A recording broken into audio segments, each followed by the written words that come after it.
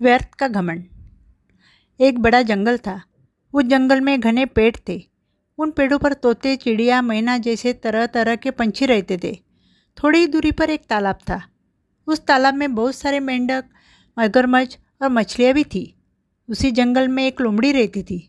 वह खाने की तलाश में इस इलाके में पहुंच गई। वह छोटे पेड़ पर चढ़ जाती थी।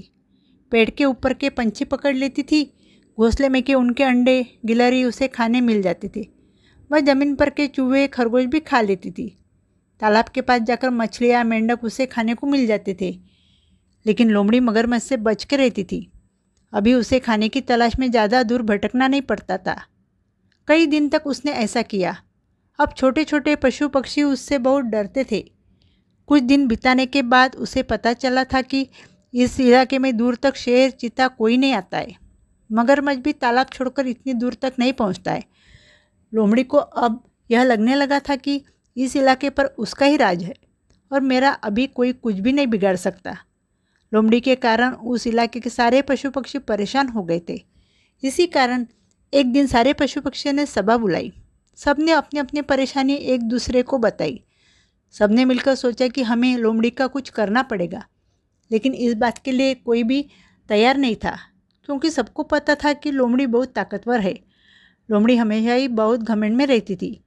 पूरे इलाके को वह अपना ही इलाका समझती थी। एक पेड़ के नीचे चींटियों का एक बड़ा बिल था। एक दिन की बात है। लोमड़ी ने चींटियों से कहा कि तुम्हारा यह मिट्टी का घर दूसरे जगह पर बनाओ, वरना मैं उसे उखाड़कर फेंक दूंगी। चींटियों ने लोमड़ी के बात पर ध्यान नहीं दिया। लोमड़ी को इस बात पर गुस्सा आया कि चींटियों ने मेरे आदेश का पालन नहीं किया। उसने अपने पैर मार मार कर चींटियों का बिल तोड़ डाला। यह देखकर चींटियों को बहुत बुरा लगा। इस वक्त बहुत सारी चींटियाँ मारी गई और बहुत सारी ज़मीन के अंदर चली गई, क्योंकि चींटियों का जितना घर ज़मीन के ऊपर होता है, उससे कई गुना ज़्यादा ज़मीन के नीचे भी होता है। दूसरे दिन चींटियों ने सारे पशु पक्षियों को बुलाकर फिर से सभा ली। उन्होंने अपनी समस्या सबको बताई। उन्होंने सबने मिलकर बहुत देर तक बातचीत की। फिर उन्हें एक युक्ति सूझी। सबने उस पर गंभीरता से विचार विमर्श किया। अगले दिन हमेशा की तरह लोमड़ी ने फिर से उस इलाके में कई सारे पशु पक्षियों को मारा और भरपेट खाना खाया। फिर उसी पेड़ के नीचे जाकर वह सो गई। थोड़ी देर में चिड़िया धीरे धीरे करके ज़मीन के अंदर से बाहर निकलकर उस लोमड़ी के शरीर पर चढ़ गई।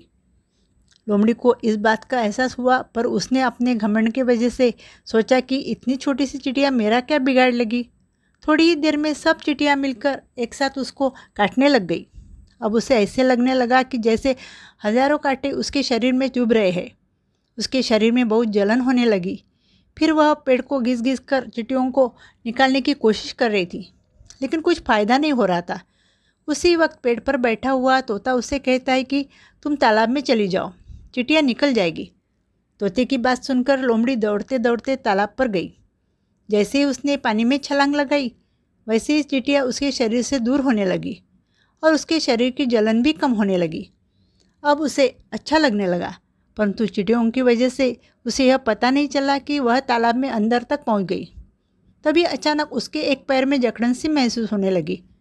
देखते ही देखते वह पानी के अंदर खींची चली गई। तब वह यह समझ चुकी थी कि अब उसे मौत के चंगुल से कोई भी नहीं बचा सकता, क्योंकि मगरमच्छ के जबड़े में उसका पैर आ चुका था।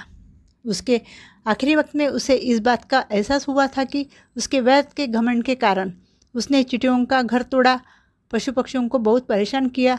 इसी वजह से आज उसे जान से हाथ धोना पड़ा था। इस तरह से सारे पशु पक्षियों ने मिलकर लोमड़ी को सबक सिखाया। घमंड आपको यह महसूस नहीं होने देता कि आप गलत हो। यही उसकी सबसे बुरी बात है। अगर आपको मेरी कहानी पसंद आई है तो प्लीज़ मेरे चैनल को लाइक कीजिए, शेयर कीजिए और सब्सक्राइब कीजिए। Thank you.